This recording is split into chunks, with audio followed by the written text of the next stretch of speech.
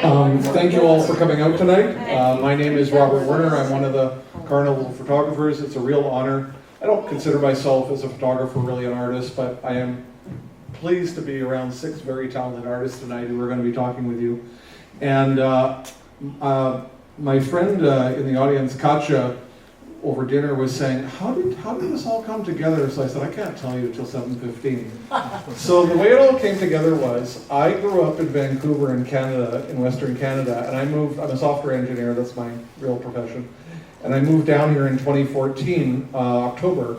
And in December 2014, at 24th and South Van Ness, a very famous mural, piece of mural art of, I call it the Carnaval mural. It's like the biggest Carnaval mural, I think, in the city, was being rededicated because, of course, over time, paint tends to wear and so on. And to be honest, back then in December 2014, when I was photographing this event and rededication and so on, I didn't actually know, I probably read at the time who the artist was, but I didn't really know. Fast forward to last year, the artist, the main artist, there were a few of them, but the main artist, now my friend Daniel Galvez, was inquiring, hey, who took those pictures and put them on Facebook?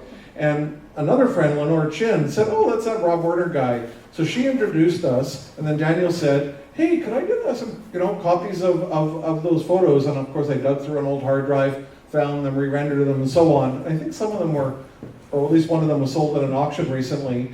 And then, more importantly, because it deals with the stomach, Daniel and his wife Joan took me out for a delicious dim sum last year, and ever since then, we've been in contact. And I just came up with this idea 2 days before Carnival 2026, the 48th annual. I said, how cool would it be to have some of your artists, indirectly connected to Carnaval San Francisco present? And that's how it all came together. So anyway, it's an exciting night for us all. And the first speaker coming up is Daniel Galvez. So I've got to run to the back and start his slideshow. But Daniel, welcome. Okay.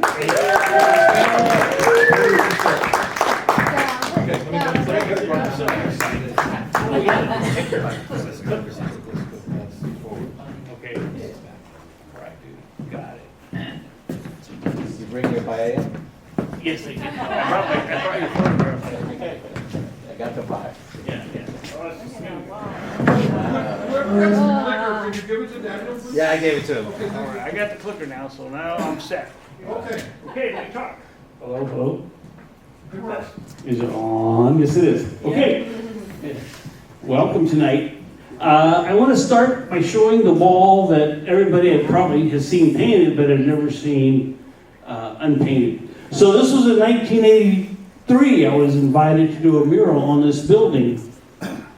So, mind you, the mural renaissance had just begun, so there was a lot of great new murals in the area. And so I looked at this wall trying to figure out the best way to put something on it. So the idea came that I wanted to combine kind of different approaches to this. There was this famous artist, Richard Haas, who used to paint murals that looked like buildings. So the building would just be there, but you wouldn't even know there was a mural there. But it was kind of cool magic. So I said, I should introduce some of the buildings in the area, and then I needed a theme, and I go, so what the hell goes on here? I'm an Oakland guy, and my friend Renee Yonda says, Carnaval. He goes, Carnaval is what's happening. So I said, oh, okay. And then he goes, so you gotta see Lou DeMatteis, and he's photographed Carnaval from the beginning, so I go, perfect. So I got a chance to, it's supposed to go forward. You go point it at the computer. Other way, this way. Oh, at the computer over here. Is it working? No, not working. The right button? No, there it is. Oh, I broke it already, dude. Well, the next building, okay, so I'll just keep talking because the next shot is, oh yeah, there it is. This is the beginning of the process. So Lou gave me a chance just to go through all of his images that he had of Carnaval, and I said, oh, dude. So I kept on going. Where'd the little clicker go now? So the next picture, let's find out. So it's coming. You can talk into the mic, Dave. Daniel. So the process was to make a mural that was kind of relevant to the times, and this was what was happening at the times. And because I studied to be a photorealist painter, when I painted murals, I wanted to make them as so realistic as possible to grab the viewer. I can show you the next picture if we could move it. There you go. Okay, good. So It these are should- the it should guys work. that were. It should- You want to be it my should picture? work. Just works fine. Okay. That way there. Oh, good, now we can Okay. see the picture. Okay, so that gives you an idea that I had the world in front of me to represent the Carnaval mural. And I said, oh, this one was great, you know, the vibrancy, the youth, but I only needed the guy in the middle. So he's the gentleman you'll see in our mural, and I found out earlier or later, he was the guy who drove the Mexican bus that went around to the mission to different murals and things. He's now older gentleman. So when I talked about the murals or the neighborhood being integrated into the mural, I said I've got to use the buildings that make up the mission, which are really brightly colored. There's pink, there's purple. And this particular colorful building was right next to the Carnaval mural, so I said I got to use that. Further down the road was this a turquoise pink building with turquoise trim. I said, oh man, I can use that in the mural. So the mural kind of slowly developed from the images that I'd come across. Like this is the banner that hung, that was at the beginning of the Carnival, and this is one of Lou's pictures. And he had a wonderful picture of people enjoying the parade. So I said, okay, I'm going to use two of them because that's the only ones I could fit. So because I couldn't put a scaffolding on the wall, the guy said the roof wouldn't hold it. He made us do, you know, the owner down below made us have to use swing stage. So all of us had never done this before. But they were muralists. They were young, they were crazy, and they just needed to know how to do the special knot to pull yourself up and down. So this was old school. And at the very top, it's 24 feet high and 75 feet wide. But we had a good time, and we enjoyed ourselves. And there used to be another gentleman, another muralist with us, but he bailed on me because he was afraid of heights, and he got stuck and wouldn't lower his side down. It was terrible. We had to let him go. I won't tell you who he is, but he's a very prominent guy. So it was really a lot of fun. But the process that people didn't understand is how did I get that image up that I photographed or that I got from Lou's was I transferred all of his photographs onto paper drawings. Yeah. And on the back of the drawing is a powdered chalk that's either blue or red, we kind of burst it on. So we had this big giant blue paper, tracing paper, and we would just transfer the mural's design onto it and kind of just by hand. And that's how the mural was transferred from photograph to the wall. And one of our most interesting muralist was my first year college school professor who during the summer heard about the project and wanted to join us, so I said sure. So he drove all the way from Portland, Oregon and joined us for 2 weeks of the project. And there's the gang. To the left is Dan Fonz, a young muralist at 25 years old at the time. And this was his second mural, and painting murals was a thing that he realized, I'm made for this. So, and then there was Keith Sklar. He and I did the next mural together, the Cram Performance mural. And of course, Jamie Morgan on the end went on to do a lot of murals on his own. And when the mural finally was finished, they came back to redo it. And we'll talk about that briefly. So once we transfer the drawing, then we can hang down and work our way from the top down using the photographs that we've gotten. And I had done the street photographs, and Lou provided the great brilliance of all the singers and dancers. So it took about 6 months total, but maybe 3 months, you know, like really actually painting, because you got to take long breaks, like a week. So little by little.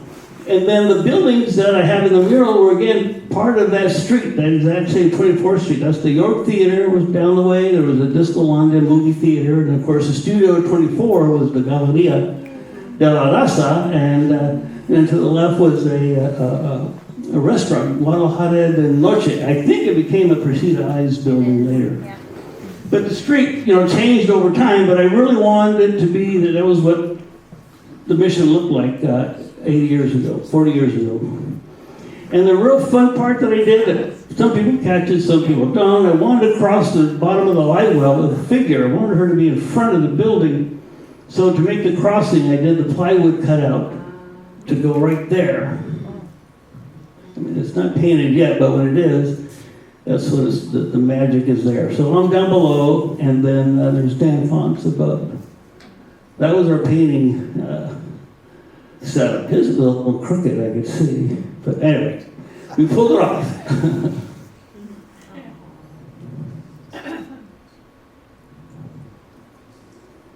Oh my goodness. So old ways was with the brush and a drawing board and the little line and the ruler. But today's muralists paint or transfer images quickly through projections, which is really like the way to go. This one would be a tricky one since you're kind of on top of a roof. So to get into the mural design again, you remember the photograph of the individuals at the window. They got transferred up here. And then below that comes the banner that was shown in earlier. And it too appeared to be in front of the building. So then now they're in the window. And all the windows also used to be just plain flat trim. Now all got fancied gingerbread paint on them to make it look three-dimensional in a different world. So I wanted to make 3 buildings. So there's the bluish building there, then comes the pink building, and then on the end will be the purple building. Not a lot of space for actual painting, a lot of figures and stuff, so I wanted to keep it kind of simple. But every window got a real nice dressing up, so it looked like 3 buildings with the mural on it. There's the finished piece. That would be 1983. 30 years later, the mural had deteriorated. I was using oil-based paints called enamel paints, and they really were the wrong paint to use. It didn't bend with the wood as it shrunk and expanded, so it cracked and peeled off after 30 years. So this time, the funding was raised. The Carnaval Restoration Committee, it would be Lou Mateus, myself, and Mauricio Aviles. We went on to raise the $75,000 needed for its restoration because it would need at least 3 months of work. And all of the original artists that you saw came back 30 years later to help with the restoration of the mural. That's amazing. So this time around, then I used acrylic paints. They're much more flexible as when they dry over time, and I put a couple of coats of a powerful varnish. So the mural should last another 40 years, but keep looking like that. You didn't use the same scaffolding, I hope. No, it's all 3 stages, except for the restoration. Now the restoration, I had an engineer figure out a system to put the planks below it to hold the weight. Distribute the weight more properly so it wouldn't and impact his roof down below. He was a crazy guy, but we did as he said. So I had an engineer design how the planking would work. So we literally got to scaffold the building, which made life a whole lot easier. And we can come and go as our please. And it made a huge difference. It surprisingly took less time than we realized. Okay, so that was the tail end of the project, El Maestro. The very next year, the Grand Performance mural was painted in Oakland. And Keith Sklar, he and I were the main guys to have community artists help us paint this mural right after the very next year. But now, this is what it looks like 40 years later, where it has this deteriorated and paint is all flicked off. So this mural is scheduled to be restored this year in August. And but I need a new crew of muralists. You know, I can't bounce around crazy on scaffolding. So I have 100 Ghost Productions, the Twin Walls Mural Company, Pancho and Pablito as the next crew of muralists that will repaint this mural. I just get to direct a little bit, but I think I want to get up on that scaffolding. So, hold on to your hats, and I'm way down here somewhere, but this is the state of the mural now, but that's all going to change. Okay, thank you. That's it for today.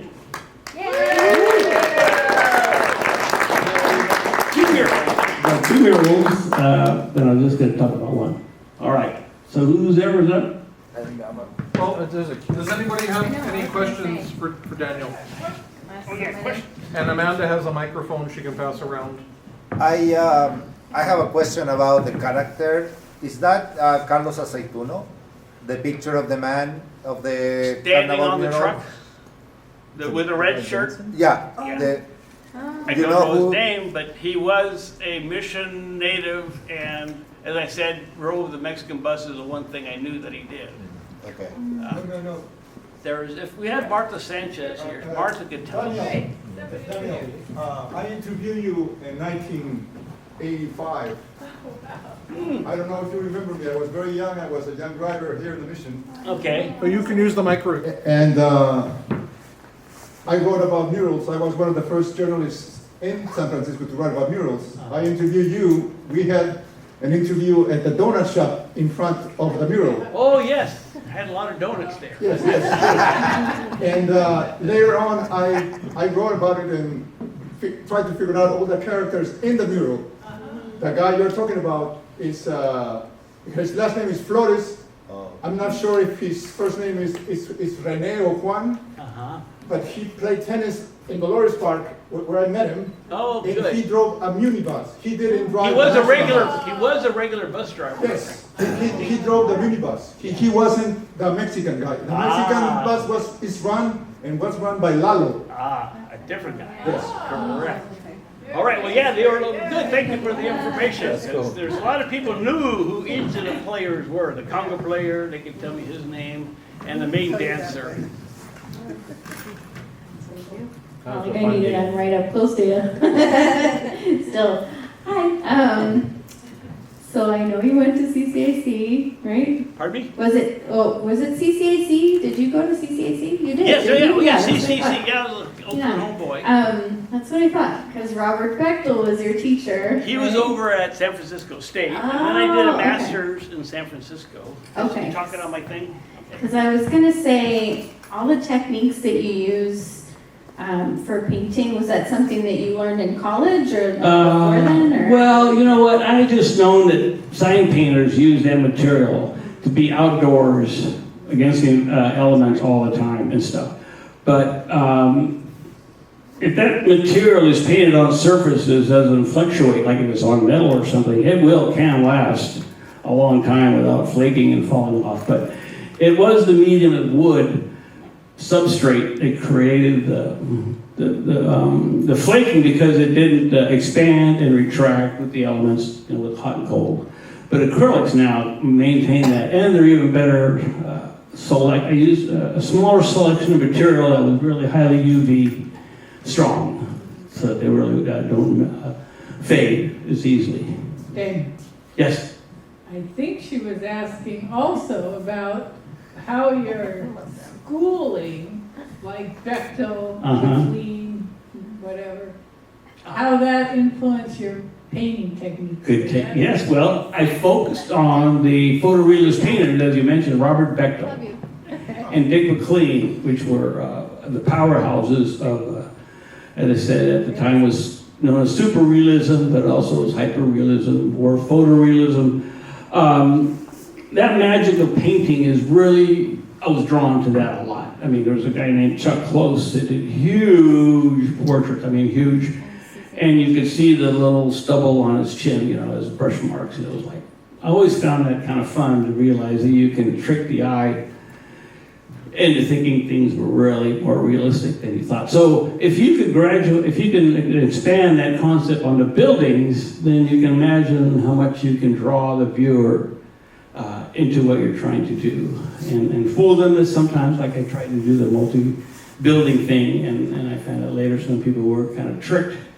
At the center section was a three-dimensional, you know, part of the building. So that was kind of adding the fun to being a muralist in concept with the reality of what those buildings look like and how brightly colored they were painted, and I thought they would add to the murals kind of richness. Can I ask one more? I have so many questions for you always. So at the time, I feel like you were, at least for SF, one of the only people painting in that style. Did you have anybody come at you foul? Like, were they against that? Because that was something new. I imagine people would love it, but there's always somebody who... There never really was.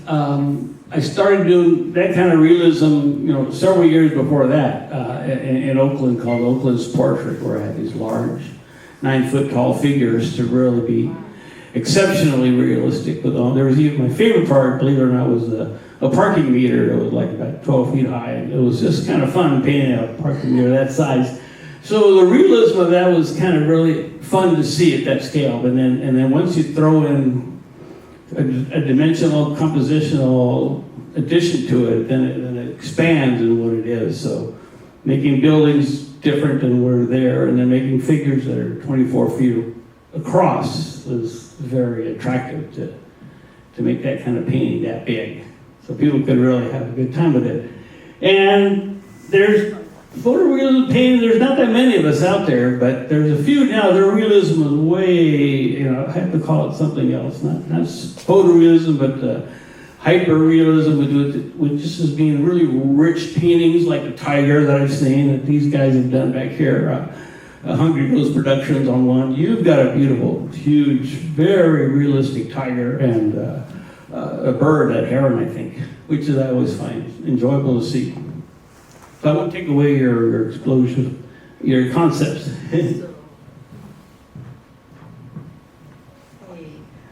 So I have no idea about murals. I just wonder, how do you keep track of which color goes where when you're right in front of that? Like, do you always step back and look at it? I don't have too far to step back, but that's the kind of fun of painting, because you're looking at a little image of, say, a portrait, but you know that face has kind of cool, rich purple or blue on the side of the face. Well, you just use rich blue and purple. You just put it right onto the... So all the color can now be amplified, and then it really makes it pop. You really want your paintings to pop. And it's not that hard to get lost from small to big. You get into it real easy, because then you're painting a large portrait, so then you have to go back to your old schooling, knowing about portraits and blending, and it's just much bigger and more fun. Just one question. Did you ever feel typecast painting realism, to kind of being more kind of seen as a guy that does realism and restricting you from exploring other things? Yeah, I don't know if I ever heard that term being typecast, but I mean, if people saw me as the guy who does this big realism in that sense of the word, but I try to make the images relate to areas in which they're executed, and but with a little more composition and design elements to draw your eyes in certain directions, have your focal point land somewhere else, and making larger figures stand out in the forefront to lead you to the center. So, you know, but I like to do it realistically. Every source or every image that is painted has a realism to it, because that's kind of like, that's just how I've always painted.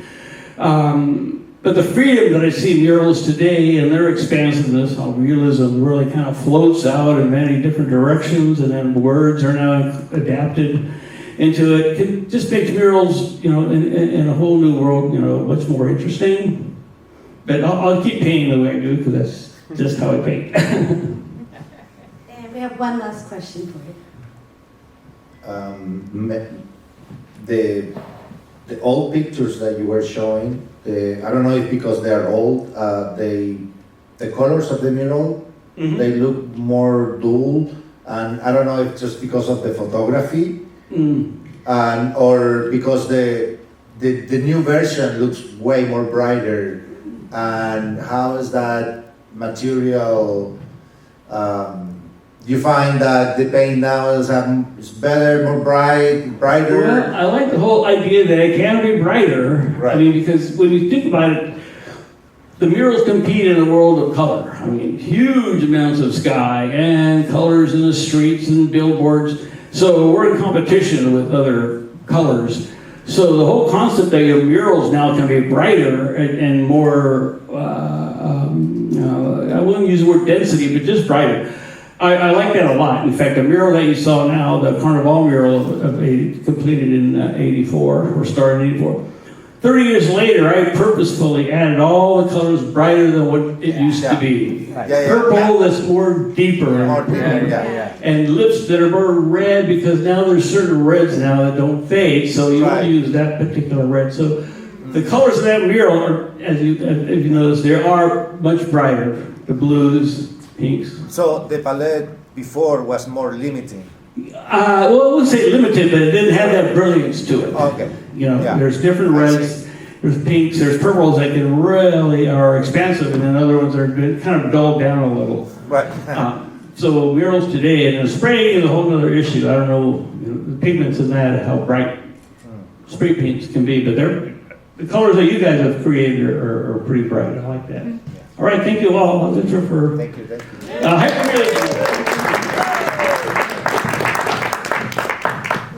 Daniel, that was amazing. Thank you for all the questions. Next up we have David Burke with Hungry Ghost Studio.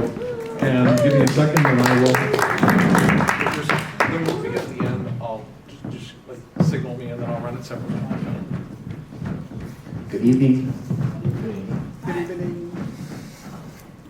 So I just want to say first that it's really honored to be here with so many talented artists and to be included on the crew that will be restoring the grand performance later this summer. So it's really nice to be here. My name is David Burke. I'm an Oakland-based muralist. And let's see.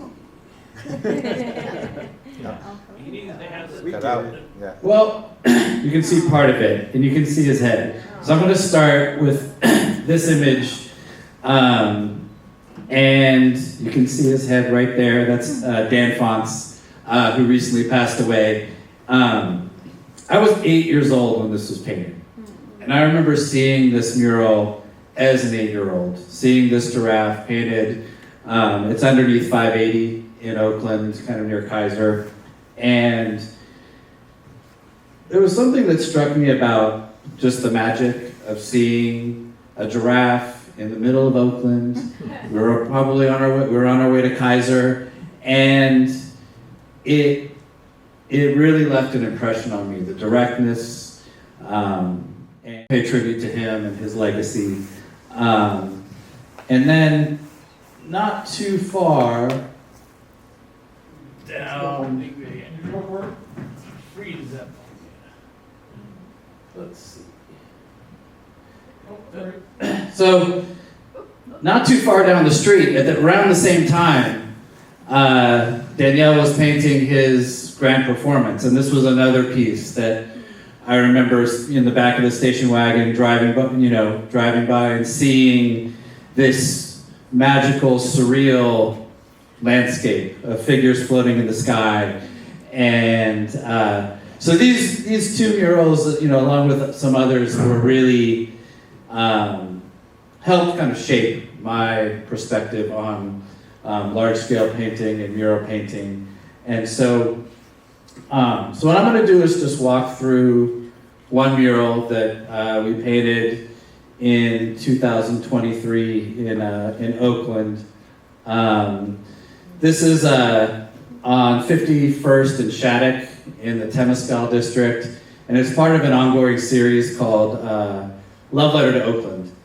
And the theme of the project is to celebrate different generations of artists and activists in the city and show the older generation passing the torch to the younger generation.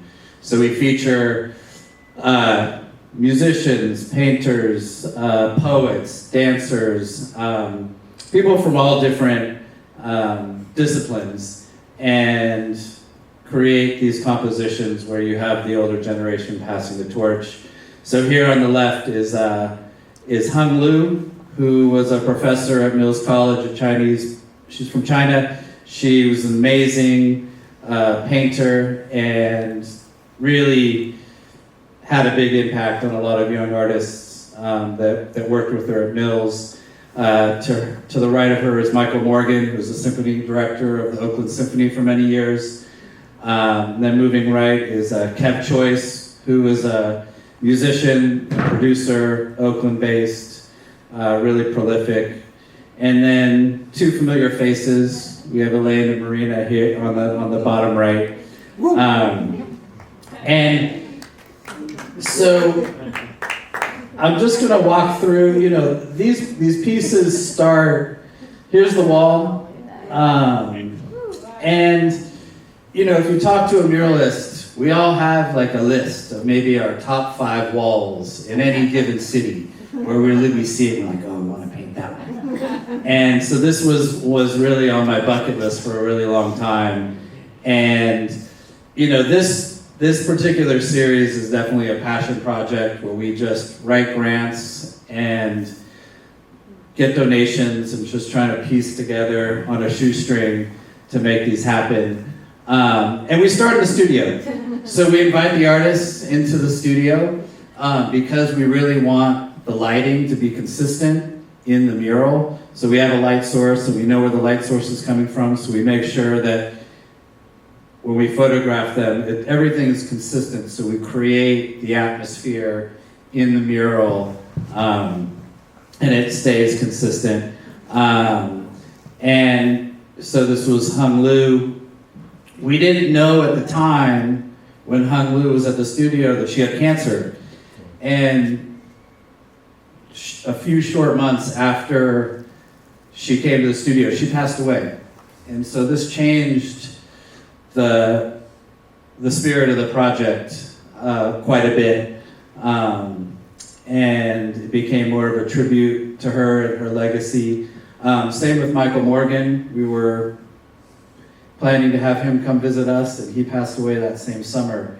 And so, one of the main tenets of the project is to celebrate living artists so that they can be celebrated, right? And but this project shifted when they passed away, and these two great models here. And what we also do as part of this project is we interview the artists and talk about their influences, and we're putting together a short film that kind of traces the threads between artists in different disciplines and how being Bay Area artists influences them and how it shapes their practice. And this is a director, Bruce Riley. He's going to be in the next Love Letter mural. So let's see, let's go, next slide.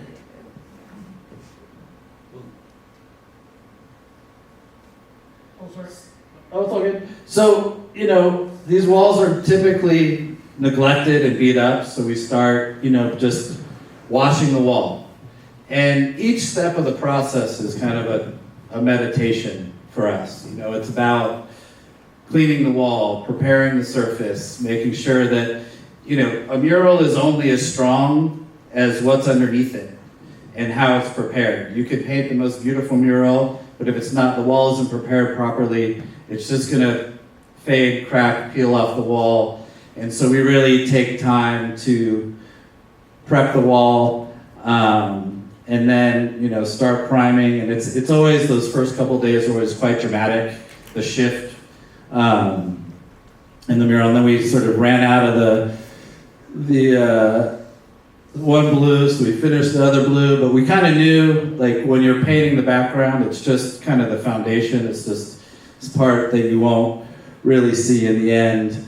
And then we wanted to get, you know, this building had really interesting architecture, so we really wanted to use the architecture to our advantage. We were painting it.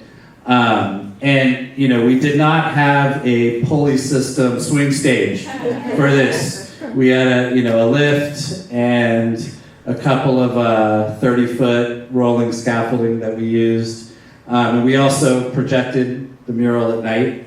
And so we go out at night, and this took about, I don't know, I'm sure, like, we were out there for a month. But it took about 5 hours to draw it out when we were out there, something like that. So, you know,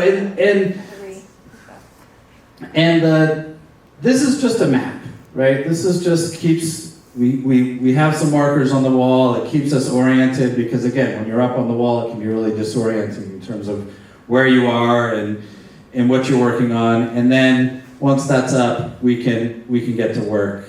And you know, this gives you a good sense of the scale. That's one of our painting partners, Jovic Yebon, who teaches out here at the Academy of Art. And we just get to work. And, you know, I work with Pancho and Pablo, and we collaborate together. And we've, over the years, found a way to blend our styles, that they become very complementary to one another, to each other. And so, you know, we kind of just start building the structure slowly. And, you know, typically what we also do during a project is we'll have a community painting day. We invite the community to come out and just activate the space and participate in painting. So a lot of people that come out have never painted before or have never painted on a wall. This particular day, it was actually raining, and we didn't think that anyone was going to show up. But when we got out there at 9 o'clock, there were like 40 people out there. So we just, you know, took a sidewall and made a very beautiful mess. And it was really a wonderful experience. And, you know, just to bring people out, bring people together. We kind of just, the whole building was kind of in neglect, so we just kind of took over the whole space. But these community painting days are really important, I think, to the roots of the project, because it connects the community to the work. You know, young people that come out and paint on the wall will always remember that they painted that orange square, and that matters. It really, and it's so, for us, that's a really important aspect to the project. You know, and then we just keep going. It's a lot of climbing up, painting, you climb down, you walk across the street, you look, and it's very physical. And, you know, that's, I think, one thing that people who are not in this line of work don't quite understand the physicality of it. You're out, if it's hot out and sunny out, you're hot. If it's windy out, if it's cold, you're feeling everything, and then you're standing 30 feet up, and you've got your palette, and your water, and all of it, and it's a lot to navigate. And but I think for all of us, it's really a meditation on staying present, because you have to stay balanced, and you have to, know where your feet are, and all of those things. So it's really, I think, a nice meditation on those things. Next slide.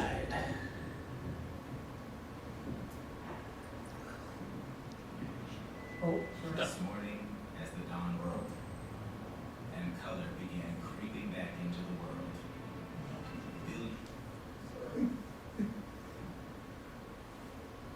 world. There's Pablo, usually shirtless. You know, so, you know, and I think about, you know, when we're painting together, where I think a lot of us is like a visual band, where we all play different instruments, and individually we're very talented, but together, when we come together, you elevate each other and you create something special that you couldn't have created on your own. And that's really one of the things that I love about working with these guys is just seeing what they do on the wall. And then that inspires me to, you know, to answer that. And it's this conversation that we're having throughout the course of the project. Next slide. And there's Pancho working on the Paramount sign. Next slide. You know, and these murals are really so much about the small details, right? The little things matter. And even if no one is going to see, you know, murals are interesting because when you're painting it, you're right here. But the average viewer is going to see it from 10, 20, 30, 40, 50 feet, maybe 100 feet away. And so they'll never see it quite like this, but those small details matter. Even if no one else sees it, you can sense it. So we really pay a lot of attention to those small details and try and capture the essence of each figure that we're portraying in the piece. I love this picture. That's one of my favorites.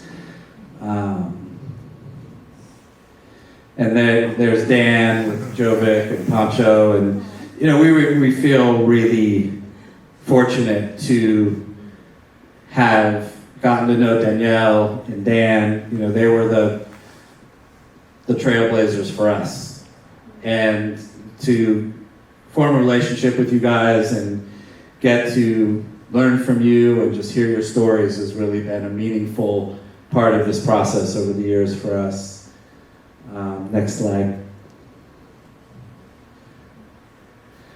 This is Hung Lu's partner, who I had met when they came to the studio and we did the photo shoot, and she had since passed, so he came and visited to pay tribute to her, and we had a moment. And you know, these pieces, they live on in the people whose lives they touch, the people in the community who live with the piece. You know, we really, there's Kev Choice, who's also featured in the mural. You know, and murals, they become part of our visual landscape and part of your daily routine. And if you drive to work or, you know, wherever you go, like they're part of our life story. And big murals, small murals. I mean, we restored a small mural of Martin Luther King Jr. near Lake Merritt last year. And the number of people that we didn't paint, it was painted in the 90s, but the number of people that came up to us and thanked us and said, hey, you know, I grew up with this piece, I love this piece, thank you. They're part of the fabric of our daily lives. And so this is the final piece again. And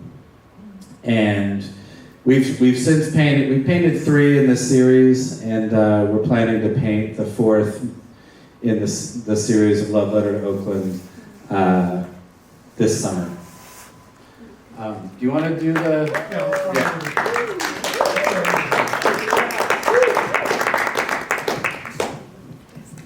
So I have a short video that kind of explains the project. It's about 3 minutes, and then we'll take some questions.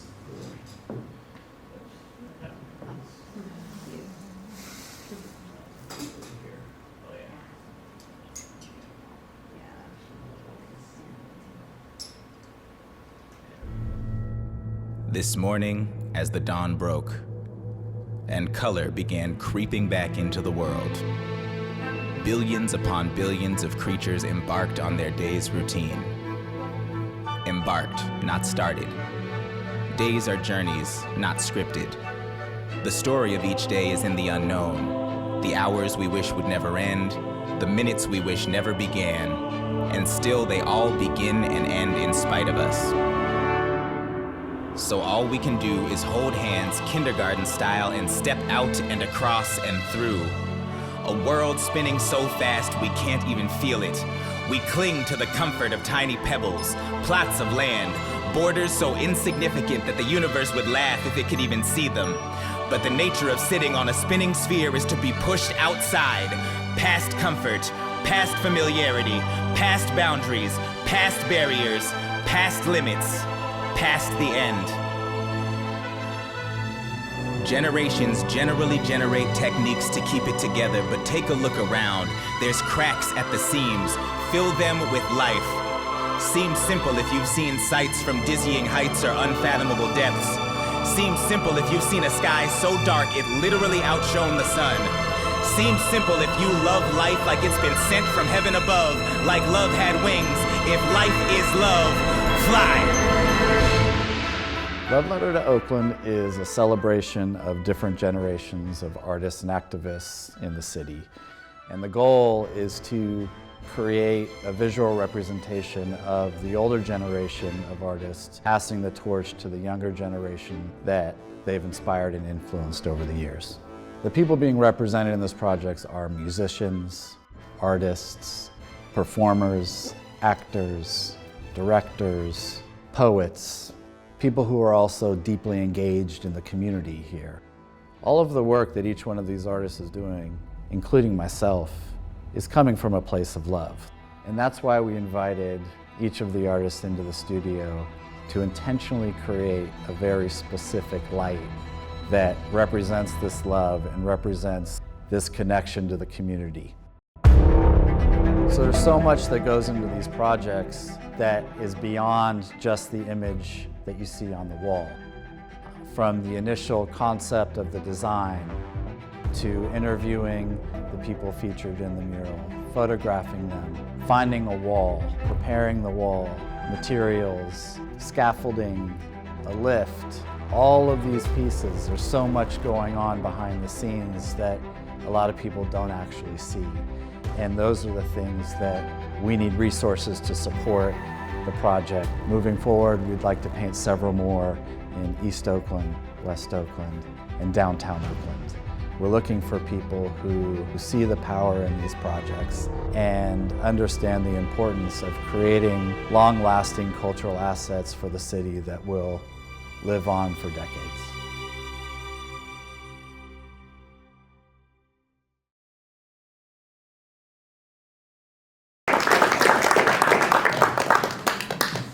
We can take about 2 questions and then, if anybody has any questions about that. That was amazing.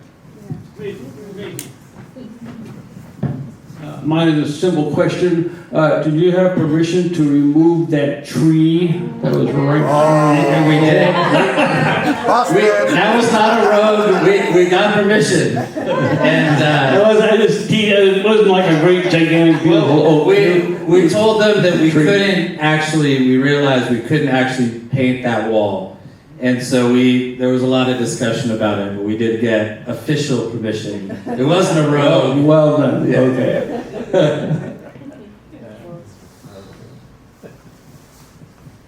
I have a question for any of the murals, but do you remember the first time you painted large scale? Like, did you just continue to gradually get larger, or did you actually just go in and find a wall to practice? How did that start? That's a great question. And I think that this is a great question for any young artist too, how to get started. I think before I painted murals, the largest piece I'd made in college was maybe like 6 feet by 9 feet, which felt big at the time. And then I had a chance to start painting murals working for a nonprofit in Los Angeles. And you work your way up. And you have to, just like making paintings in the studio, you got to make a lot of bad paintings before you make good ones. And so that's part of the process. The difference is when you're painting a mural, everybody can see it. So if you make a bad painting in the studio, you can just tuck it away. But when you're on the streets, you have an audience. It's very performative. So you're getting this feedback. And when I started painting murals, we were working in middle schools and high schools, and we had students that were just throwing balls at us and talking trash and all of it, but it was really a great way to learn. And, you know, you're very exposed on the wall, and, you know, your back is to the street often. So, you know, it's a lot. I think as much as painting large scale, getting used to that, it's also getting used to everything that's happening behind you and around you. And you have to stay aware of what's happening on the street, but then also you have to stay focused. So it's an interesting, and I think for young artists, I think that's probably the biggest adjustment, is learning how to come out of the studio and be on the street where anything can happen at any time. Yeah. Amanda, you can introduce the next two. Thank you guys, appreciate it. Well, I think I speak for both of us when I say that we feel really honored to be here. Thank you, Penyan. But especially, you know, amongst our brothers and contemporaries, like, who have immortalized us. It's very strange to be on that end. Normally, we're the ones doing it, so that was a shock. And actually, I saw Kev earlier today because he was the commencement speaker at the Oakland School for the Arts graduation, where I'm teaching again for a little bit. But something that's really special about that wall is that there's 2 OSA teachers on that wall. So many students have been like, Miss Marine, I saw you. I'm like, I didn't do it, my brothers did it. But yeah, it's pretty awesome. And you know, Mr. Choi's too. So. I mean, same thing. It is an honor to be a part of this amazing community. Like, Marina and I feel so lucky that we, you know, grew up seeing murals, and it always seemed just like foreign. Like, we didn't know how those happened to become. And as we, you know, went to art school and started meeting muralists, and then Marina and I both worked, came up through Precede Eyes Muralists. Susan Cervantes is our mentor, and I've known her since I was 14. I was like a little kid in high school, and very, very overwhelmed by and amazed by murals. And to be given the chance to be able to paint something large was you know, world-changing for me. I was a pretty shy kid, so I didn't really talk, but painting was a way to express myself. And Marina and I have known each other since high school, so. We both went to, well, it's now Ruth Asawa, but School of the Arts, and used to be behind SF State in this teeny tiny elementary school buildings, and the toilets were like down to there. It was hilarious.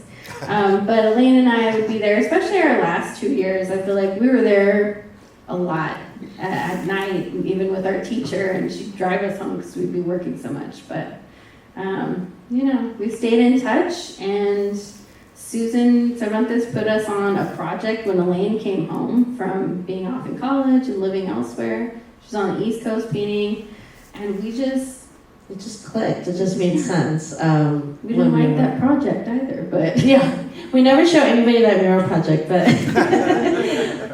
but it was important because it brought us together and realized that we could work together. And yeah, Marina said the other day, like, we've never had a fight or argument, which we have. really haven't. And we've been painting as Twin Walls Mural Company for 13 years, so yeah, we're pretty happy to have grown together and created a visual language where you know, our styles speak to one another, just like Hungry Ghost. And so this was one of our this was our second collaboration mural that we did, and it's on 25th and Orange, so just behind Valencia Street.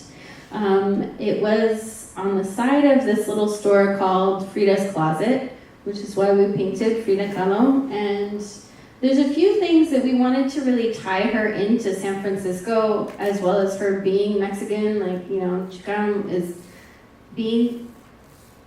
growing up half Chicana. My mom's here, she's the fool.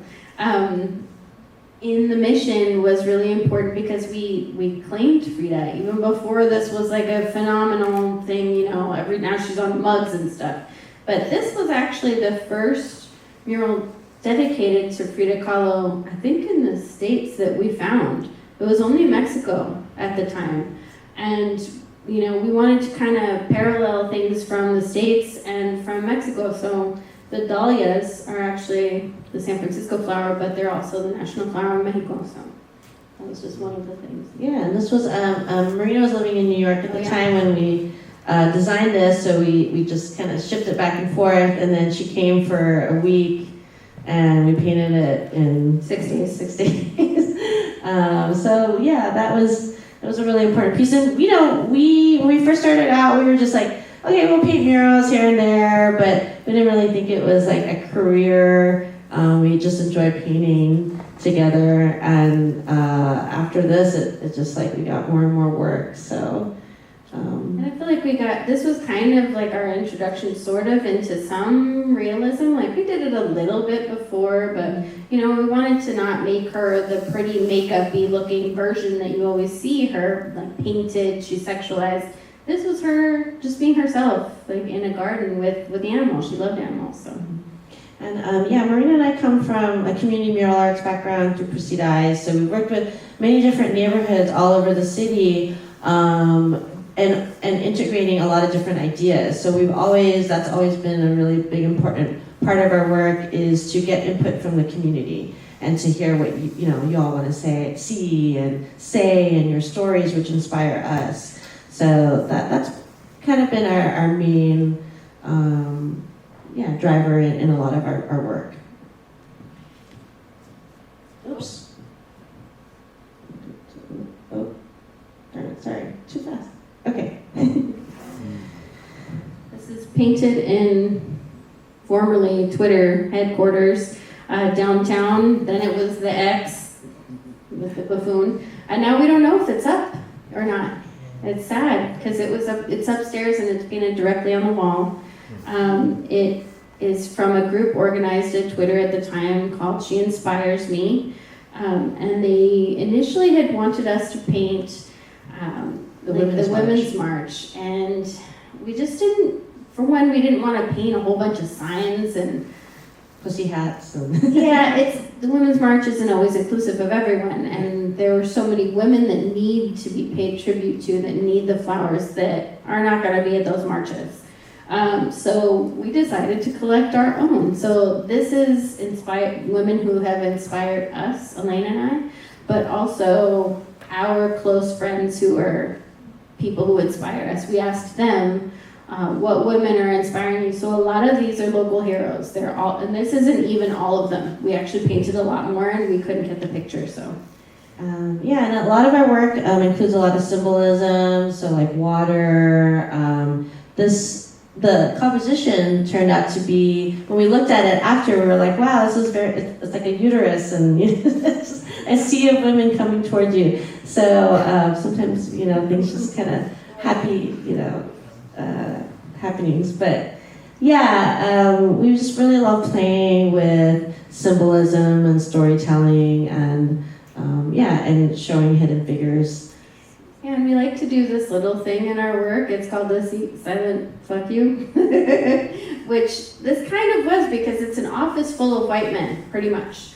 And so we kind of wanted to bring our people into that space.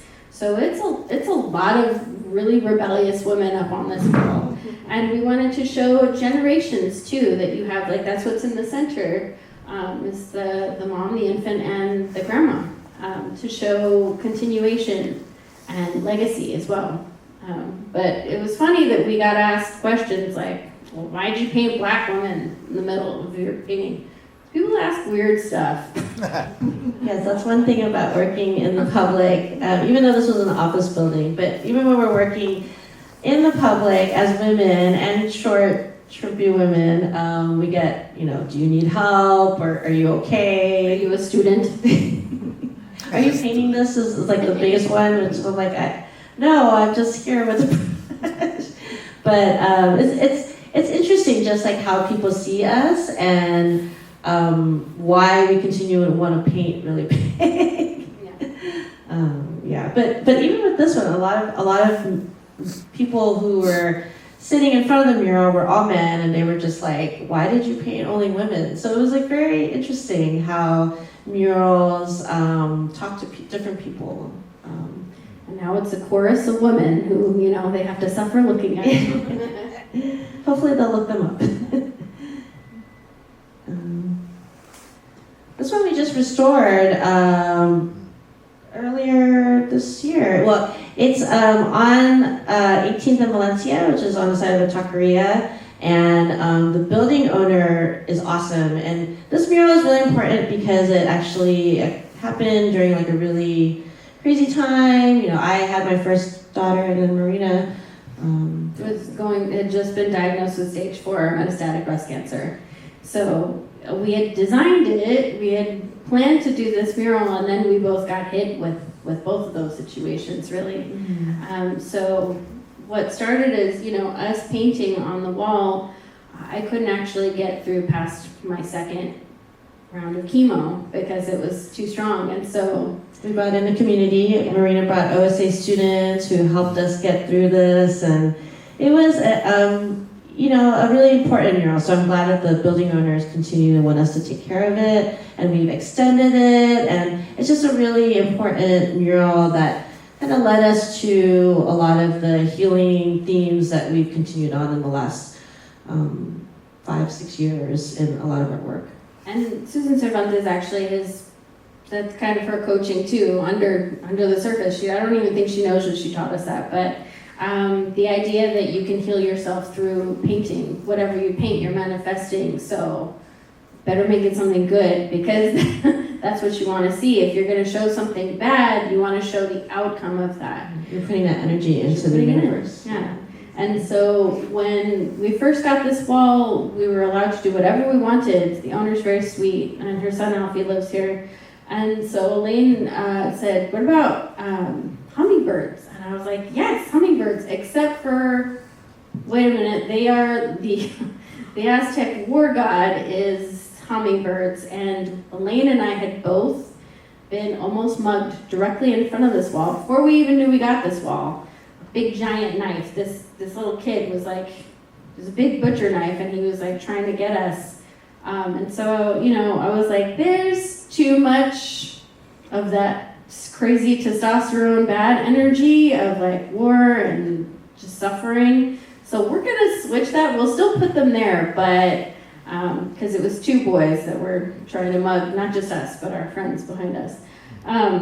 But so they're surrounded by women goddesses, Aztec women goddesses. So Tonancin's feet are on the bottom. That's what you're seeing. Those sculptural feet kind of coming out. And yeah, you could, flowers again, oh my gosh, so Chipimi, and then we have the corn god in the middle. Oh gosh, Koyoshalki, yes. In the middle, on top, is the moon goddess. And normally in that legend, she's pictured, they found her in Mexico City, this big giant tablet, and she's cut up into pieces because the story is that she tried to save her mom, Donancin, who was going to give birth to the Aztec war god, and she was going to have to sacrifice her mom. She didn't want to do it, but because she got found out, her brother popped out of her mom and cut her up and threw her down the mountain. So that's normally how you see her, but we wanted to see her put back together again. And it became symbolic of Marina's healing, with all of us helping, the community helping to put Marina together, become whole again after her cancer treatment, and yeah, I think we did a good job. No visible signs of cancer, by the way, so yes, this mural works. Me and my hospital smock. Oh, you can't see it. This was the extension of that mural. It's really beautiful, and it also was a really, another important piece is all about fertility, and it worked. I think Marina and I both had I had a miracle baby. Elaine had a baby. We manifested it in the wall. Okay. This was painted at the beginning of COVID. 2020. And we're kind of seeing parallels between the Mission District, where, you know, I grew up and Elaine spent a good majority of her time growing up as an adult too, Cressida. But during COVID, we're getting hit the hardest here as far as neighborhoods in San Francisco. And at the same time, like the Navajos were getting hit the hardest there and they weren't getting any support. So we wanted, this was a Paint the Void project. Really, honestly, that happened because my friend reached out and was like, Marina, please paint something because there's a lot of bad stuff going up. Everybody decided they could become a muralist during COVID. So we painted this on the Buffalo Exchange building. We did it off-site, but then brought it. Yeah.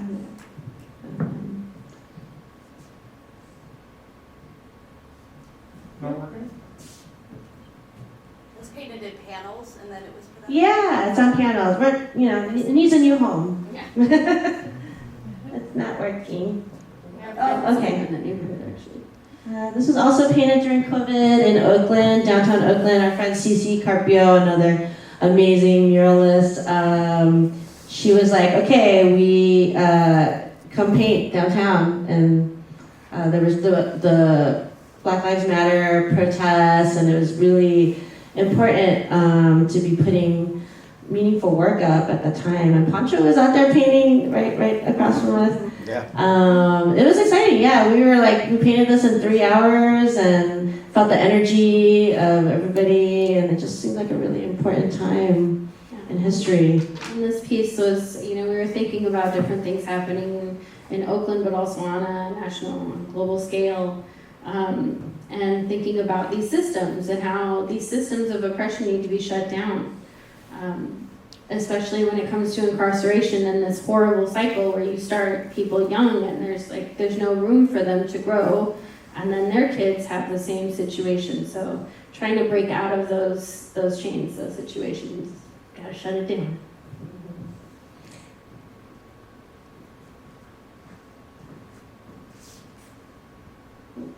I think yeah. Okay. I'm a little too trigger happy. This was also definitely showing a couple from COVID times, but this one was also with anti-Asian violence happening, and especially towards elders. So a lot of our work is, you know, with different communities, but also our Chinese community. And we wanted to give strength to the elders, and by showing amazing activists, Asian American activists, Yuri Kochiyama, Grace Lee Boggs, and Violetta Marasagan. And we've been able to show this piece at a number of different places, and you know, want to continue sharing it. But then we also, again, just kind of like David Burke, we show the older generation and then the younger generation who are just moving things forward, who are featured on the side. And this hand with the bat is actually a part of the story that happened in SF. Zhao Zhenji was attacked by a homeless man, and she's an older woman, and she picked up this 2x4, whatever was next to her, and beat the crap out of him in self-defense. So we wanted to show that, yes, the youth are there to support and should be protecting the elders, but it's even more awesome when the elders can protect themselves. They shouldn't have to, but they're badasses. I don't know how much time we Oh, have. sorry. Yeah, We could, whatever.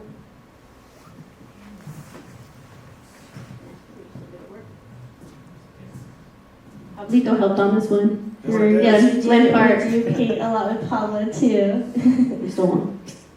Again, you know, we love to show the natural history of the area, and but again, you know, we have our silent FUs in there too. We wanted to focus, you know, the land before people, like how animals and the native indigenous peoples thrived before development. Because the Glen Park Neighborhood Association, I think, is the ones who organized to paint this, and they wanted their history, and we were like, yeah, that's cool, but what makes Glen Park is so beautiful is the actual landscape and the animals. So. Pablo painted a lot of those birds. Yeah. Yay, Paul. Huh? Yeah. It's at the Chinese Historical Society. It's our Bruce Lee. Pablito worked on this one with us too. So this is our largest mural to date. Yeah. Downtown San Francisco. Commercial in Liedersdorf. Yeah.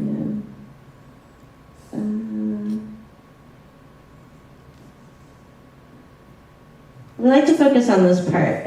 Even though the mural is about Captain Liedersdorf, who was one of the founders of San Francisco, this part of the mural focuses on the future and the youth. We wanted to show the youth and a beautiful future led and driven by diversity and forward movement towards what we want. Yeah, which is, sustainability, green, green.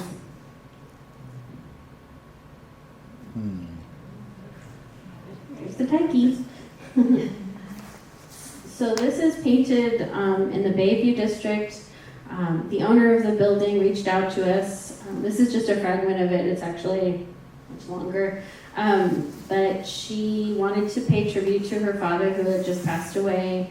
Also, this building used to be their family business. They had a textiles company.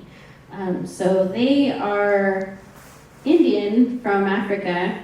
Same part, right, Tootsie? Wait, yeah. Same part as where Elaine's family is from Africa.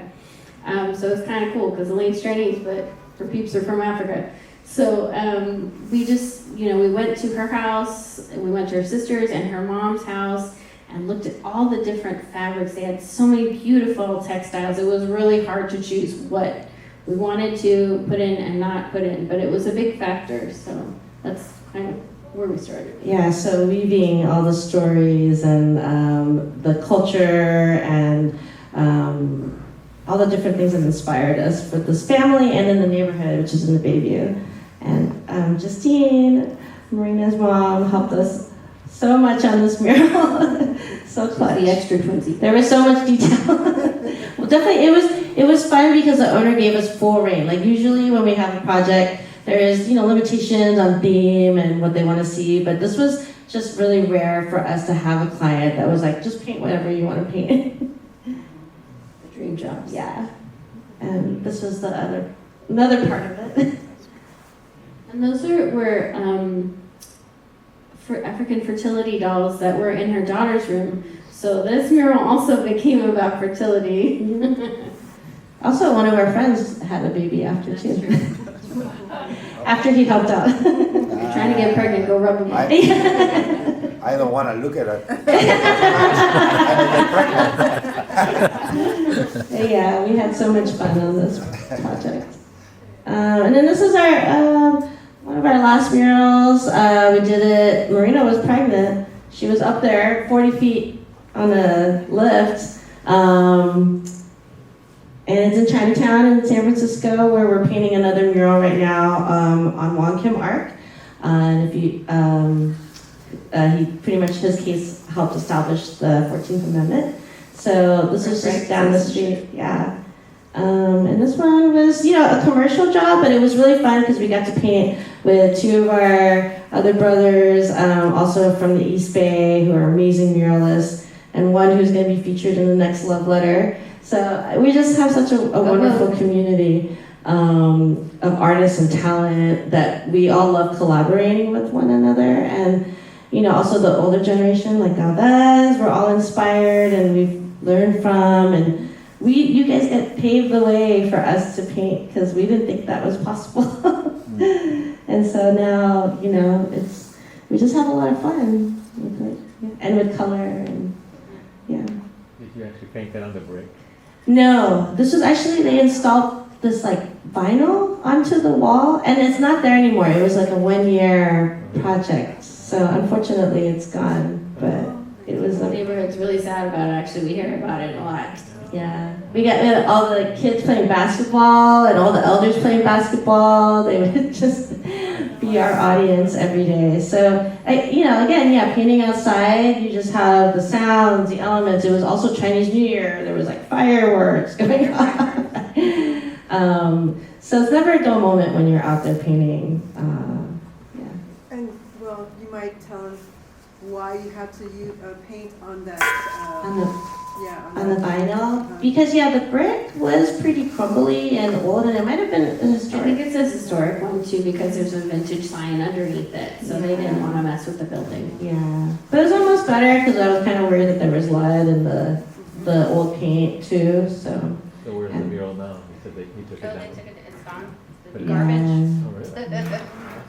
But that's Stole it. yeah, I don't know. That's kind of the thing with painting public or working with public art. You just don't know. I would say most of our work we want it to last at least 20 years, but it's okay. If we have to touch up a little bit, it is what it is, We're used to it. Beautiful. Thank you. That's it. Any questions? Yeah. Is there any, like certain neighborhoods, certain cities, if it's a historic building, you just can't do whatever you want with it? Are there any rules or laws like that about murals in San Francisco? Oh, if Like once you paint it and it's like a treasure, can just the new owner of the building get rid of it? No. Oh, well, yes and no. I think that, I forget what the law is. I mean, there's this whole thing about Wayland. Vera law. Fair law. Thank you. Dave knows what's up.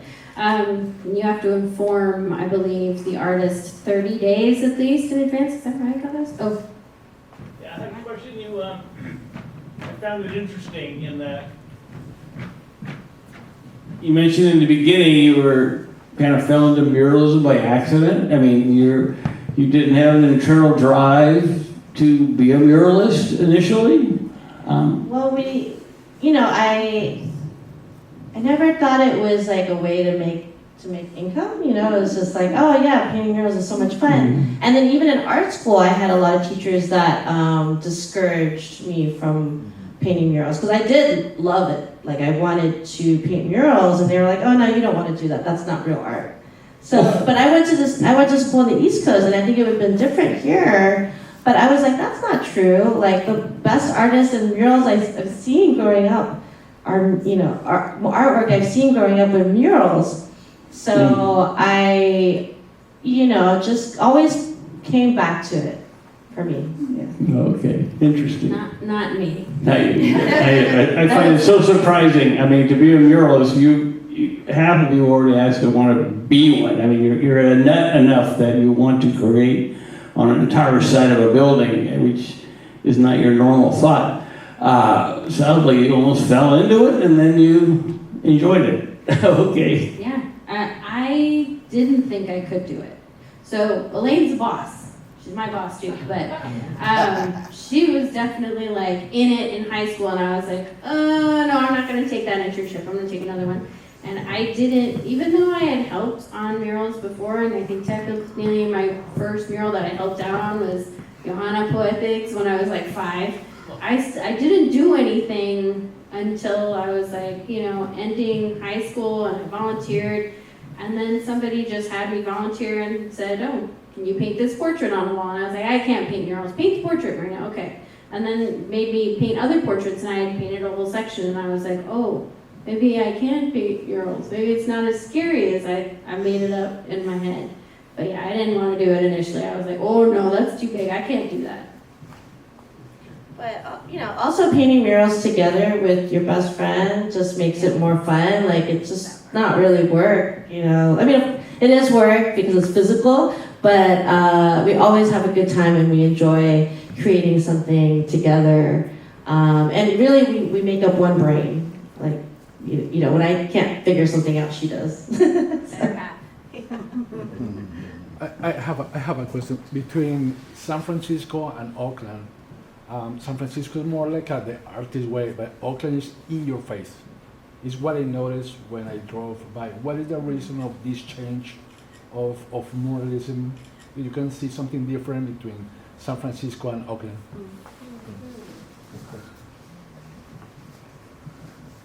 Yeah, I mean, you've been in the game longer, Gavez. That might be a question for you. I feel like they both, like Oakland has such a different flavor. I mean, they're the Bay, so it's they're both uniquely beautiful in different aspects. And I feel like the culture surrounding murals here is very specific to maybe a little bit more politics and culture in the mission. So it's very Latino. It's like, yeah, the Haight Street artists kind of started off even, I think, before the ones in the mission. And so I feel like there's a different kind of tradition there. Whereas in Oakland, I feel like it was political, but from like the point of view of like you had Panthers out there, you had activists that were in East Oakland, but doing it just a little bit differently. It wasn't as small, so they feel like they had more room to like boss up and be more in your face a little bit. Maybe not though. I don't know. Yeah, I don't know. I think it's different because it's spread out in the East Bay, and here, like, the murals are very concentrated in certain areas, like the Mission, where pretty much the first time I saw a mural was in the Haight, and then coming to the Mission, I was just like... Influences to your creative process before you started painting murals? Was there any specific artists? I have lots, but my main one is sitting to your right. I'm not kidding. My mom was a photojournalist growing up, so my eye comes from her eye. So I think, there's things that we don't even notice till way later. And, detail. Yes, I'm slightly obsessive compulsive in the way of fine all details. those beads on that one mural, all those beads were painted individual.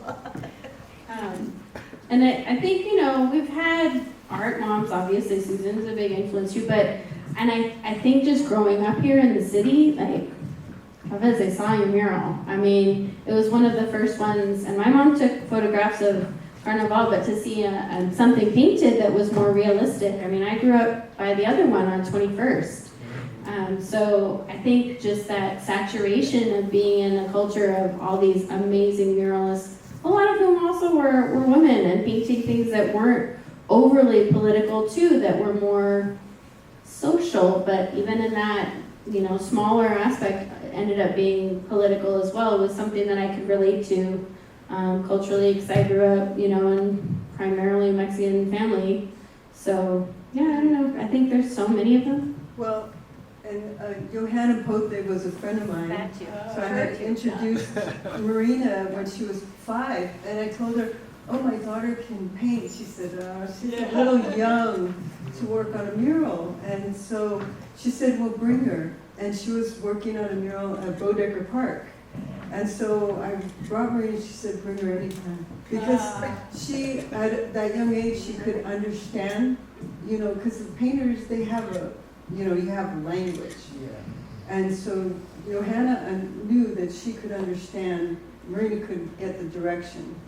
And she could paint big or draw big and wasn't afraid of doing that. And then Ray Patlan was a friend of mine. So I had these friends that I would introduce to Marina, and then they would teach her tricks, as she was growing up. So we were very fortunate that I knew these people that, they taught her, like Carlos, from the Mission Cultural Center. He was working at SOMAR, and so he taught her some things too when she was growing up. So, all these, we were lucky that she had all these different people, that we were in the city that could teach her. Yeah, it's true. Like, we're just lucky, Marina and I, growing up in the Bay and being around seeing so many amazing murals that I didn't even know who painted them, but they left an impression on my, in my head that, oh, that's how you create something big, that's how you compose, or the colors. And so, yeah, we're really lucky. And Marina and I also had a really important high school teacher, Mrs. Panone, who really just, opened our eyes to really expressing ourselves. Yeah. Thank you so much.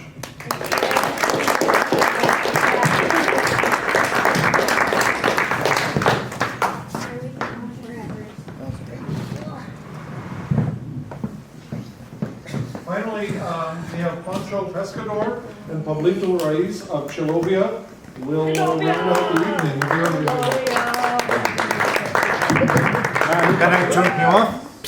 You. Look at those guys. Hello, hello.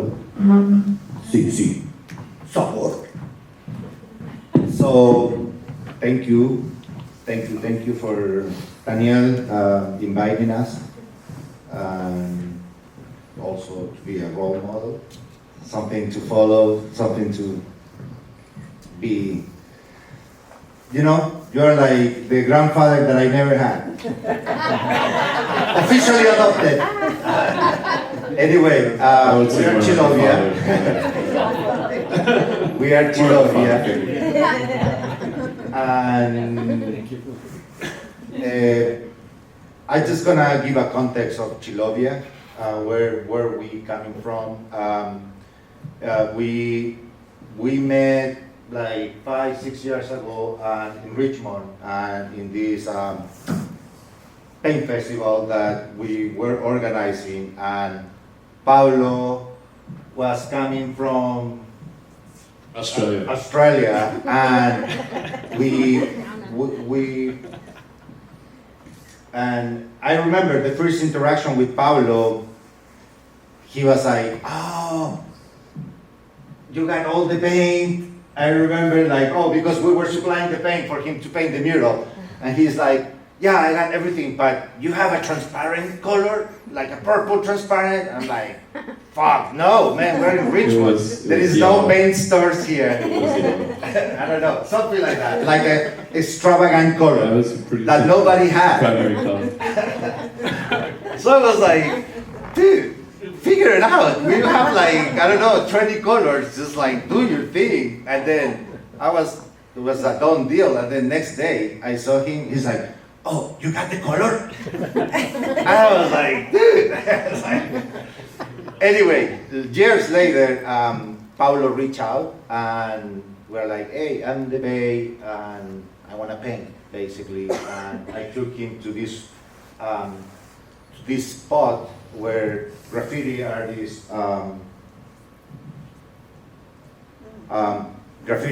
go. Is like a hidden wall, and we paint whatever, you know, and we started becoming friends until we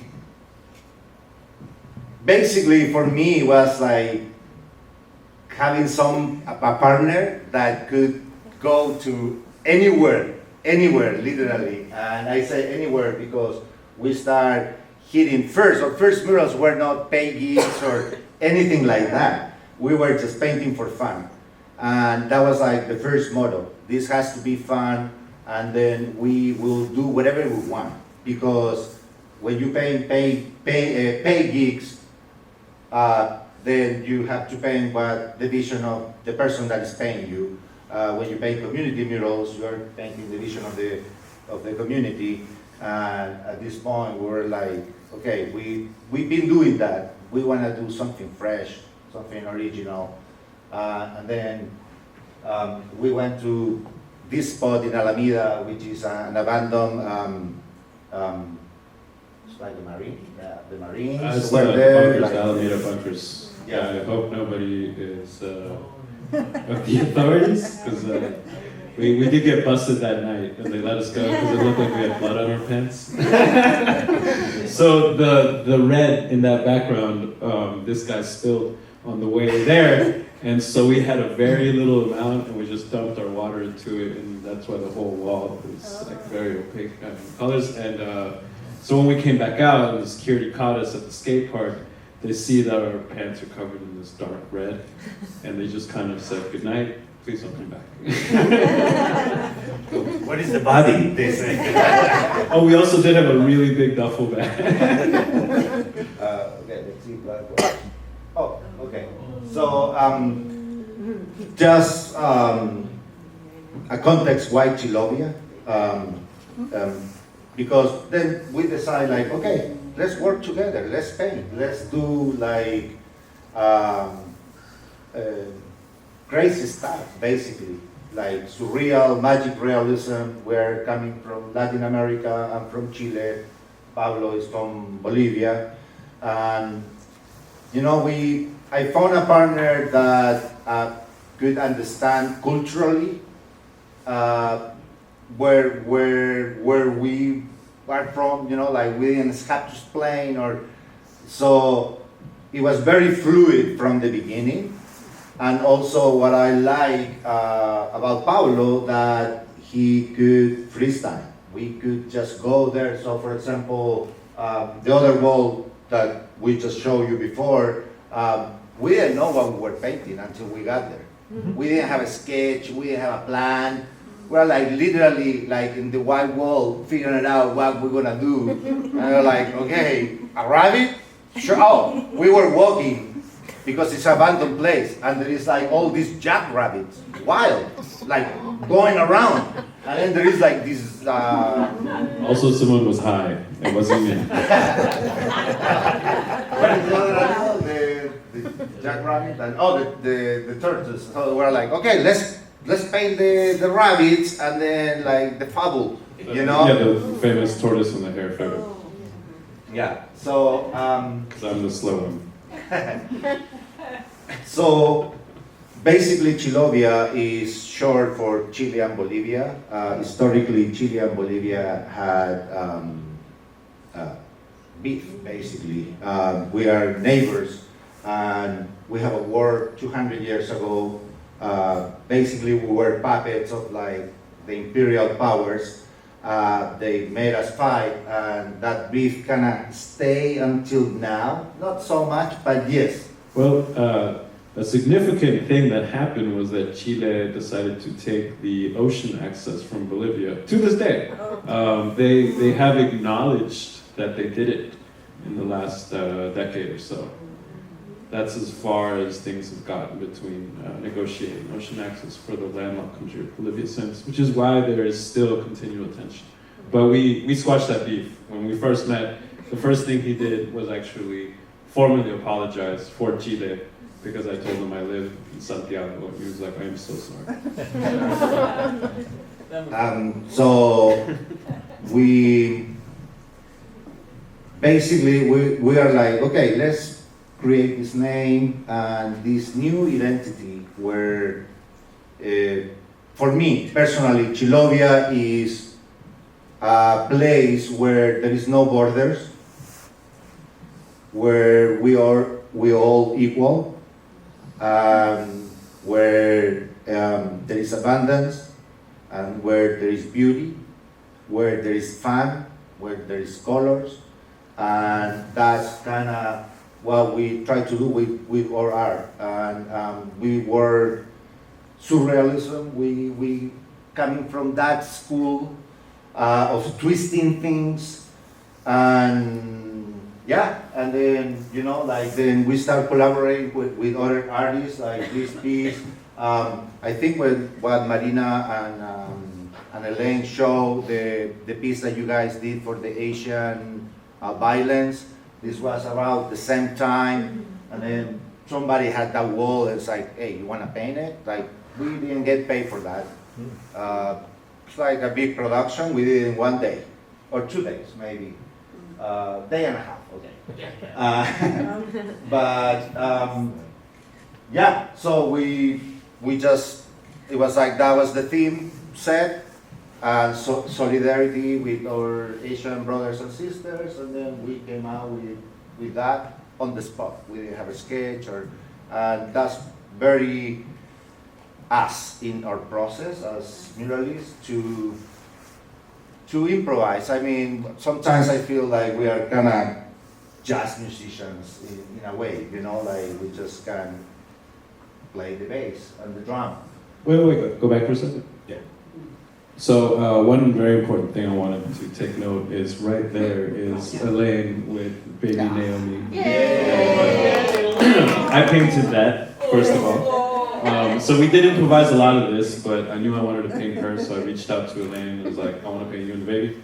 So I took some photos of them. The reason why I did that is because, yes, it's about supporting Chinatown and Asian heritage, but also to bring it in full circle to people from my community, that was Elaine. And it's wild that like all the artists that have talked here have influenced me in immense ways. I have had the tutelage of Galvez, helping him with the mural, same with David, same with Pancho, and same with Twin Wells. So this is very much like a representation of that, of just how all the influences I can bring back to a place like this. Also, the piece in the middle was made by Kenny Malone, just to be fair with him. So it was a three people production, one day. And that was during lockdown. So that was those wood panels are still there to this day, and the community has respected them for the most part. Yeah. So our friend Dime in East Oakland, she was working 20 years in this school, Elmhurst, in 98 Avenue, deep East Oakland. And it's a beautiful school because there is a lot of OG pieces there of like graffiti artists, like there is early Estrias and like stuff that was painted like early 2000s, and it's been there, it's being kept there. And so it's like a little gallery museum, the school. It's a middle school. And we have the honor to be invited there. And, you know, like we planned it a little bit. We did like a rough sketch. The picture is my daughter. And, you know, we want to bring, because it's a middle school, so we want to bring that magic aspect and the sense of wonder. I love making people wonder, and I love people asking me stupid questions about the mural. Oh, why they got little houses? Well, it's because of this. Yeah, that's what it is, exactly. You got it. And, you know, like, people, at the end, they're not dumb questions. They realize that they're right. Whatever they see, that's what it is. So, yeah, like you wanna, our friend Dime did the letters, so it was a collaboration with her too. So this is kind of funny how we work well together. We love to argue, but it's active love. And so his daughter Eva, she was late to school the day we started because he didn't take her photo before this. And I always loved that because I asked her, I was like, why is she making a face? It was like, oh, because I made her late to school today to take this photo. And it was, I had to force her, that's why. Yeah, it was beautiful painting this one because Dime brought us to somewhere that really is like a hall of fame of amazing artists in Oakland, and it's in far East Oakland. But also because Pancho trusted me enough to paint his daughter's portrait, and I trusted him enough to paint the turtle. Because usually I love painting turtles, and of course it's his daughter. So that would we really did come together in this mural, and we realized a bit more how much we really do flow well together. And the frog was an afterthought because Pancho wasn't done and I was bored. So that is how that frog came to be. And then of course Pancho got jealous, so he did that snail on top. But this is... Why you have to pay more than me? No. Yeah, so this is very much an example of us just kind of fooling around. Wow. All right, wrap it up time, I guess. Yeah. So no, this is how we paint. We have fun and we try to improvise. We both realize that we also have the influence of Miles Davis is kind of like the father of that kind of idea of that improvised raw feeling. And this is the mural that we got to do in Balmy Alley. And I remember we talked a lot about how when we first got to the Bay and we went through Balmy Alley, we were just amazed by all the work. And then eventually we got approached by Calle 24 to also contribute to Balmy Alley. And when we were doing it, we had the same approach. You know, he did something and I was like, wow, well, I want to do something like that too. And so that's this composition just kind of came to fruition when we were at the wall. But also it was surreal for both of us to have the realization that we were now part of something that we dreamed about when we got to the Bay, and we're amazed about, like, wow, these artists are just immortalized on this wall, and there's this whole alleyway just dedicated to these people, and then being invited to be a part of that was kind of a huge achievement for the both of us. Yeah, it's like playing the World Cup or something, you know, like if you're a soccer guy. Well, oh, yeah, cut out. But basically, that's something that we want to talk about the process. And, you know, like David showed the process, Danielle showed the process. Well, this is kind of our process. It's like somebody, you can tell the story, but basically that's our sketch when somebody asks us, well, what you want to paint? They need to see something. And then we literally did it like in 5 minutes. It was a shoestring budget to paint at Santa Clara Fairgrounds, and the day that the guy presented the artists to the board of the Santa Clara Fairgrounds, he decided to tell us like, oh, you need to give us a concept. So they barely covered like food and gas to paint this. So that day when he called and asked like, hey, do you have a sketch for me? I grabbed a napkin and a marker and I was like, Pancho, what do you want to paint? And we just did like, that's cool. Calavera. Yeah, like a skull. And I was like, all right, I'll paint a bird. All right, cool. And we just sent a photo and we sent it to him. And we're like, yeah, that's what we're gonna paint. And this is what we did, you know, like we just follow our same process that we always have, and I'm always happily impressed. Well, to be honest, sometimes I'm not, but we paint a lot, so you know, some of them are going to be missing as well. But because it was the Santa Clara Fairgrounds is why I put a house in the pipe, because a lot of kids would be there, and I didn't want them to make any kind of correlation with like doing drugs. But I wanted the frog to feel more human than frog, and I was like, well, maybe if I give him a hat, or I was like, oh, a pipe. But then I was like, oh, but I don't want kids thinking about smoking. I was like, he could be smoking a house. There's no way to misinterpret that. It's just a house. And yeah, of course, Pancho painted Colotes is something that he constantly paints as we've done it. And then next year we got invited again, but this time they offer some panels, good panels, and we kind of decide to keep the theme. So again, the school and some of the characters. So it's like kind of the continuation of the other one. This is a little smaller. We painted like in the garage, and it was like one day, right? I think a day. Yeah. One thing we forgot to mention is most of our work is spray paint. Like we rarely use brushes in our work, just because of a factor of time, and also because it's a really gratifying process to just see so much done so quickly by your own hand. And also it's really unforgiving, so maybe it's like a bit of adrenaline that you did it right the first and only time you could do it. And so all of the work that you've seen is spray paint and maybe like a bucket of house paint that we brought there to cover the background first. There's an etching before the spray paint? No. No, it's freeform? Yeah, no, we usually we'll look for photo references. We're not that good.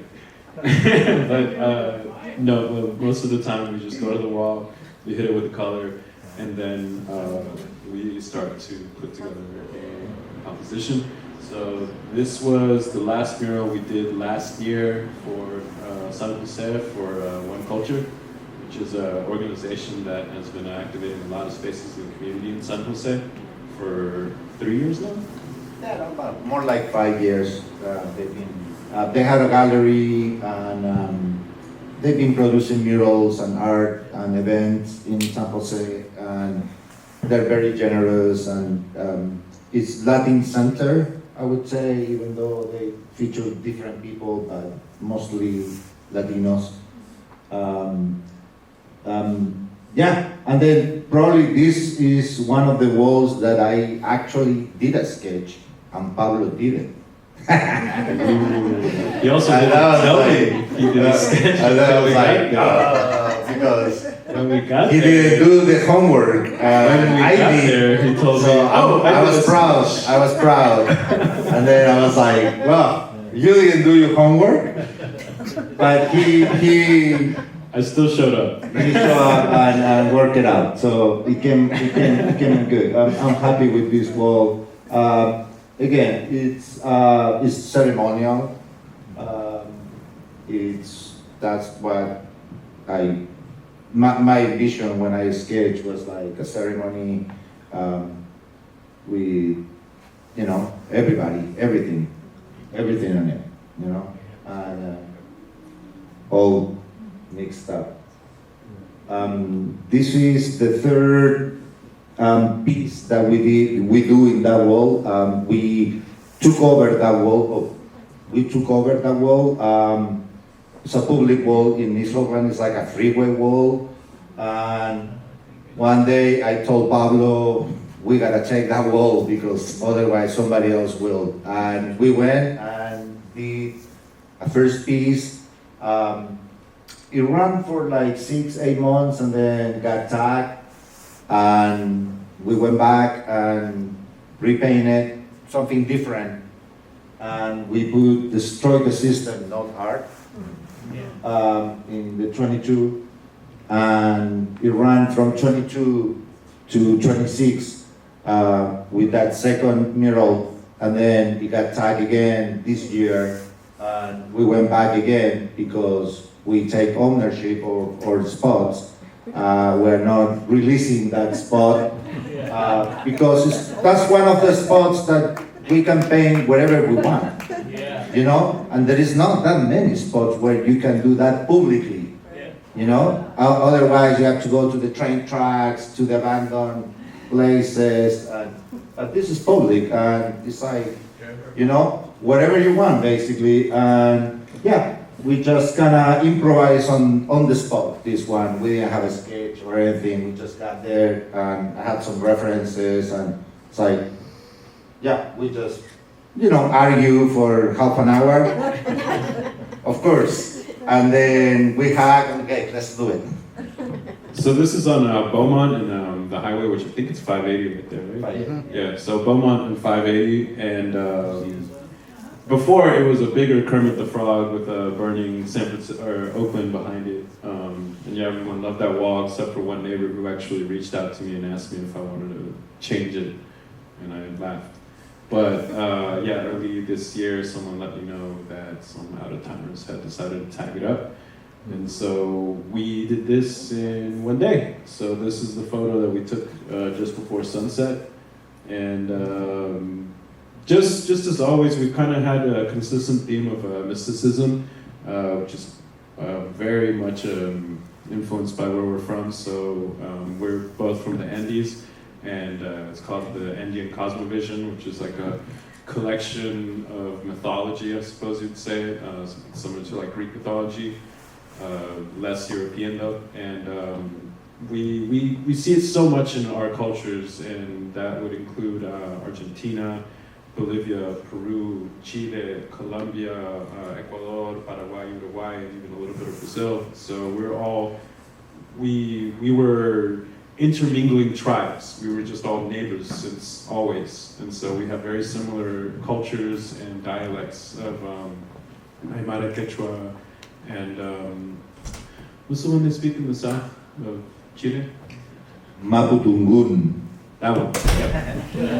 Yep. So this is where Pancho's designs come from, and a lot of my designs as well.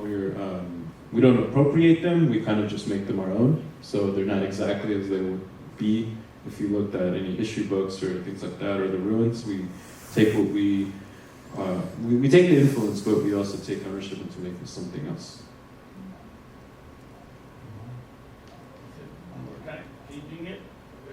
I think that might be it. Is that it? That's the last one. All right, that's the last one. Yeah.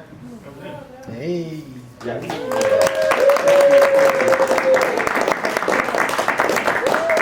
By the way, all this that you saw is all like, none of those are paid gigs. We have more murals, more community centered pieces, you know, but we wanted to show you like the real Chilovia.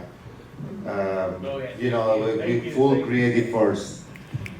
With that said, I didn't have a chance to explain that. So San Francisco became home because of lockdown and people like Elaine and everyone else here that have really shown me that this is a place worthwhile being and laying roots in.